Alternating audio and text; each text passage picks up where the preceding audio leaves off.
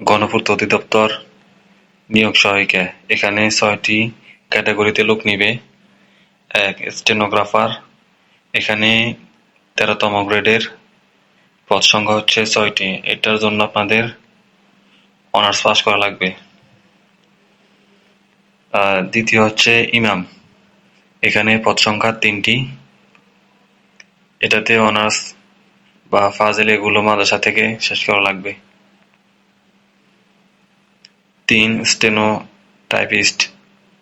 এখানে পদ সংখ্যা ৬টি। এখানে অনার্স পাস করা লাগবে। ৪. নকশাকার। নকশার ক্ষেত্রে আপনারা এইচএসসি দিয়েও হয়, তবে আপনাদের ড্রাফটিং সনদ থাকতে হবে। ৫. বিটি অ্যাটেন্ডেন্ট। এখানে পদ সংখ্যা ৩টি। এটা এসএসসি দিয়ে পারা যাবে, আবেদন করা যাবে। ৬. অফিস সহায়ক। এখানে পদ সংখ্যা হচ্ছে ১২৩টি।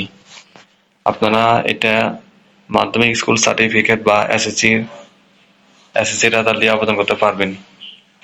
তবে এখানে অফিস সহায়কের প্রচুর পদ সংখ্যা রয়েছে, ১২৩টি পদ। আপনারা চাইলে যারা একটু কম বা প্রস্তুতি কম আছে তারা অফিস সহায়কের চাইলে আবেদন করতে পারেন। মোট গণপূর্ত অধিদপ্তরে ১৭৭টি পদ খালি রয়েছে। আর এখানে আবেদন শুরু হবে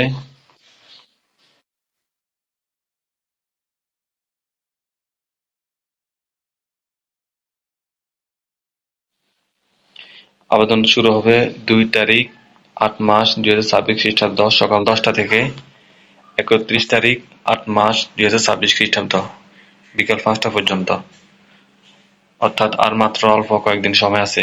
যারা চান তারা দ্রুত আবেদন করতে পারেন।